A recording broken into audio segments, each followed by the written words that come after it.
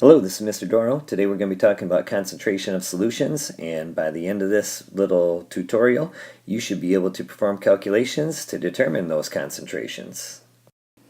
We need to know what concentration is. The book definition of concentration is the measure of the amount of solute in a given amount of solvent or solution. We can think of it two ways. Qualitatively, which means we're not really measuring it, we're just saying whether something is concentrated or dilute. You could think of this as the frozen orange juice. That would be a concentrated. We needed to dilute it down by adding water to it. Quantitatively is what we're going to be doing in here. We'll be doing mass percent, but mostly we'll be doing molarity. There's also something called molality that we can use too. If you look at both of these solutions, they have the same solute and they have the same solvent, but they do not have the same concentration. This one over here on this side has the same amount of solute, but it has less solvent in it, so that means it's going to be more concentrated. This one has more solvent in it, and so this is going to be less concentrated or more dilute.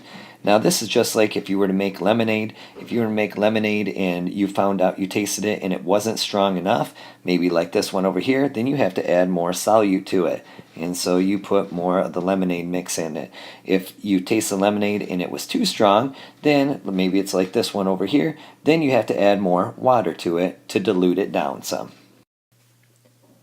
Here's another example of making a solution more concentrated. We started out with some dilute copper sulfate solution. It doesn't have many molecules in it.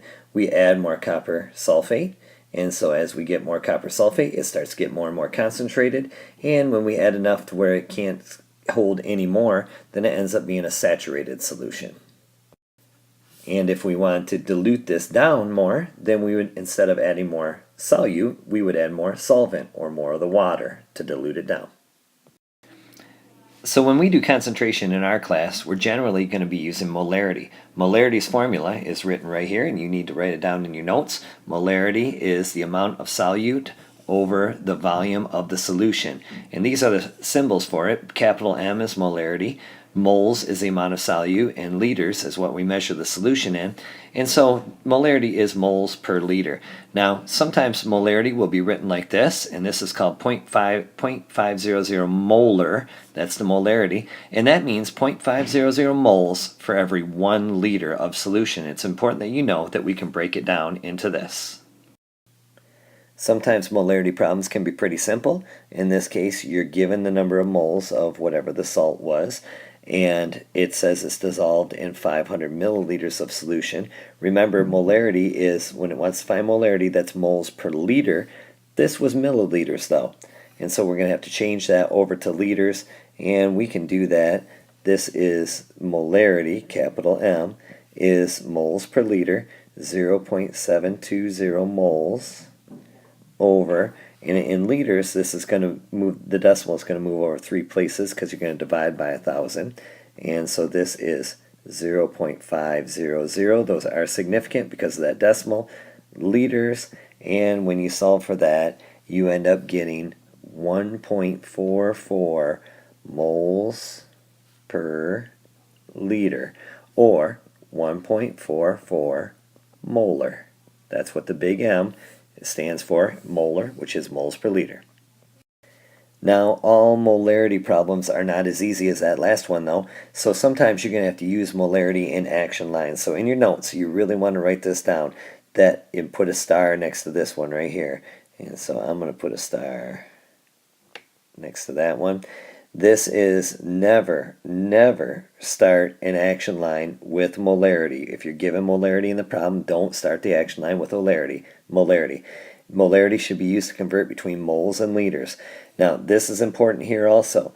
It says if you're solving for molarity, start with something that you can change to moles on the top and something you can change to liters on the bottom, because we want to end up with moles per liter, which is molarity. So if you're asked to find molarity in any case, you want to start your action line with something that can be changed to moles, like maybe it is moles already, or maybe it's grams. And then on the bottom, we want to start with something that we can change to liters. Maybe it is liters already, or maybe it's milliliters. That's what we want to start with each time. So this is a little different type of problem for molarity. It gives you the volume of the solution, and it gives you grams of the solute that's dissolved in it. The easiest way, I think, to solve this is to use a simple action line. There are other ways to solve it, but action line I think is the best. Remember, molarity is moles per liter, so we want to start with something on top that we can change to moles. This is what we can change to moles, 29 grams, using the periodic table. So I start my action line with this on top, 29 grams of NaCl. But then I want moles over liters, so I can start with something on bottom that I can change to liters, and that is 250 milliliters. So right underneath, which isn't normal for us, we're going to put 250 milliliters. Now we're going to take this one step at a time. We can either change the grams to moles first or the milliliters to liters. I'm going to choose the grams to moles. So I'm going to copy down grams of NaCl, and I am going to change that to moles of NaCl. This is using the periodic table. The molar mass, 1 mole of NaCl, and then using the periodic table, this is 22.99 here and 35.45 here. So total I get 58.44 when I add those two together. Now I've changed my grams over to moles, and if I stopped right here I would get moles per milliliter, but I want moles per liter. So now I'm going to continue on, and then since this milliliters down here is on the bottom, then I'm going to put it on top up here to cancel it out. Milliliters on top, liters on the bottom. I know a relationship between the two of them. It is 1 liter is 1,000 or 10 to the third milliliters. Now remember, when you put that 10 to the third in your calculator, you're going to put it as 1 EE3. And so as I put that in there, this is the answer that I end up getting. When I multiply everything on top, divide everything on bottom, I get 1.98 moles per liter, which is the same as saying 1.98 molar. Capital M means moles per liter. Now let's take a look and see what we're given in this problem. This problem we want to find the number of grams. We're given a volume, milliliters, and we're given a concentration or a molarity right there. Now that concentration, remember that capital M really means moles per liter. And that is a conversion factor that we're going to change between moles and liters. We never start an action line with that, so we're going to start our action line with the other thing that we're given. Watch how this just works out as we go through. If we start with 50.0 milliliters, then we do an action line. We know what unit has to go down here. It has to go milliliters. We copy down. And we can change milliliters to liters because we got to get to in either moles or liters so that we can switch back and forth. 1 liter is 10 to the third milliliters, and then as we continue on, we copy down again liters. This is now where we can switch over to moles, and it's okay if moles is on top or bottom. That's just a switch between moles and liters. The 6.00 goes with the mole part. 6.00 moles of NaCl for every 1 liter of solution. That right there is your conversion factor, and that is the 6 molar. That's what that means, and that's when we're going to use it. So going back to our action line, we want to get to grams. We're at moles right now, and so we copy down moles of NaCl, and then we can go to grams using the periodic table. And 1 mole is 58.44, which we just found in the last slide. And then we're done. Everything cancels out. Watch how they go. Milliliters are gone. Liters are gone. Moles of NaCl are gone. We're left over with grams of NaCl. And so my answer, when I plug this all in the calculator, and you should do it too, you shouldn't just take my word for it, I get 17.5, and my units are grams of NaCl. And that's my answer. And so here's the final type of problem that we're going to see. This one wants you to find volume in milliliters. It gives you a certain concentration, and it gives you the grams of the solute that you started with. Well, we know that we can't start our action line with the molarity because that is a switch between moles and liters. That's moles per liter. So we got to start our action line with the other thing that we're given, which is grams. And that is 31.6 grams of calcium chloride, which is CaCl2. And then let's work our way through this. We know we need grams of CaCl2 here, and we can change grams to moles because we got to get to either moles or liters. 1 mole of CaCl2 from the periodic table, we can calculate this, it is 110.98 grams, and then we keep on going here. This has got to be moles of CaCl2 down here. Now, this is where we switch using the concentration that we're given, the molarity.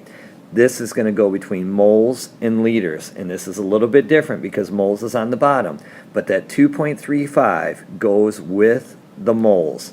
2.35 moles for every 1 liter. That's what molarity is, and this number I'm getting right here each time. That's my switch between moles and liters. So now I keep on going, and then because I want to get to milliliters, this is liters down here. I can change to milliliters. For every 1 liter, it's 10 to the 3rd milliliters. And then when I go through and do all the calculations, multiply everything on top, divide everything on bottom, this is the answer I end up getting, 121 milliliters, which in scientific notation would be 1.21 times 10 to the second, because I moved the decimal over 2 places, milliliters of solution. And so that's the third type that you're going to see.